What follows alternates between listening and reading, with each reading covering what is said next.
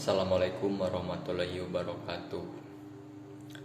Eh, di tengah situasi pandemi seperti ini yang semakin memuncak dan tidak terkendali, ya diakui sendiri oleh yang pimpinannya. Jadi ya kita sejenak lupakan dulu saja ya.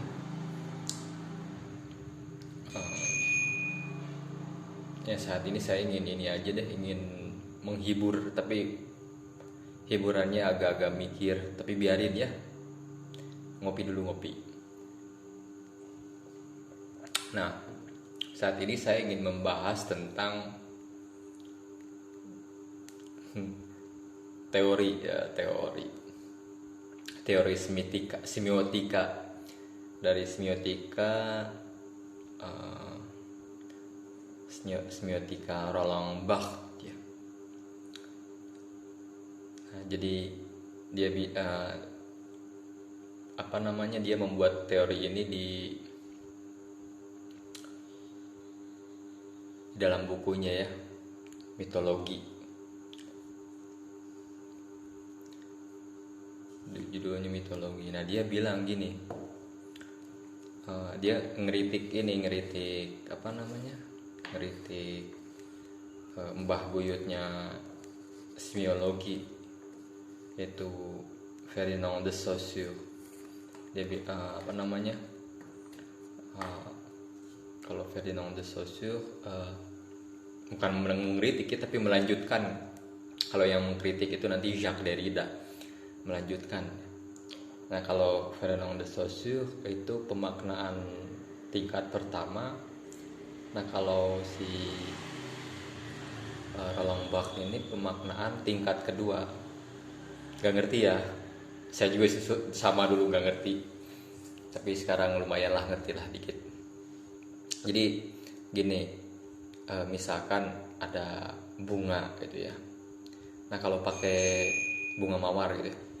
Nah, kalau misalkan kita memegang bunga mawar gitu ya. Nah, kalau kita memegang bunga mawar, nah kalau si Ferdinand de Saussure itu bahwa bunga mawar yaitu dari suku bunga mawar dari bunga dari suku perdu gitu ya, yang punya bunga yang warna, ada yang merah, ada yang putih, ada yang hitam gitu ya. Terus nama latinnya Rosaceae, cuman segitu udah. Nah, jadi ini pemaknaan tingkat pertama. Biasanya pemaknaan tingkat pertama ini misalkan gini, kita ke tukang bunga ya, bang beli bunga mawar. Ya pas kita ngambil bunga mawar dari si abang gitu ya, ya yang kita maknai ya bunga aja. Tapi ketika si bunga itu kemudian kita berikan kepada wanita, misalkan kepada istri misalkan ya. Nah, sama istri itu yang dilihat ini bukan bunga lagi, tapi jadi cinta. Pemaknaan yang kedua itulah isi cintanya itu yang ada pada bunga itu yang disebut semiotika tingkat kedua gitu ya. Jadi ada makna konotasi. Nah, kemudian ketika banyak orang yang sepakat dan memaknai bahwa mawar itu makna keduanya itu makna konotasinya cinta, maka jadi mitos gitu. Jadi mawar adalah mitos cinta gitu. Begitu pula terhadap buaya gitu ya. Ketika seorang anak kecil dibawa bapaknya ke kebun binatang, maka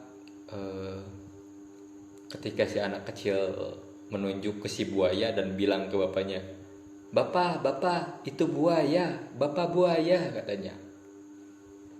Nah, si bapaknya akan memaknai bahwa si anak memang melihat buaya gitu ya, binatang reptil melata yang besar gitu ya, seperti biawak gitu ya, bergigi dan kulitnya kasar, yaitu buaya. Tapi kemudian ketika pulang ke rumah si bapak dan anaknya itu, kemudian si istri bilang, dan tiba-tiba marah si istri itu. Bapak, dasar bapak buaya. Nah, yang ditanggapi oleh si bapaknya itu ya sama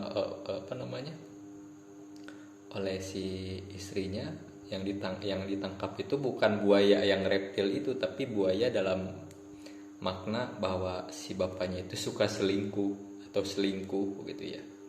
Nah itu nah ketika banyak orang yang menyepakati bahwa buaya adalah konotasi selingkuh gitu ya, maka buaya menjadi mitos ya, mitos orang yang suka selingkuh. Nah mungkin itu saja dulu ya dari saya ya. Ini humor budaya ya. Assalamualaikum warahmatullahi wabarakatuh. Udah lama saya nggak gini-ginian, nggak bikin vlog gara-gara work from home jadi gini ya. Assalamualaikum warahmatullahi wabarakatuh.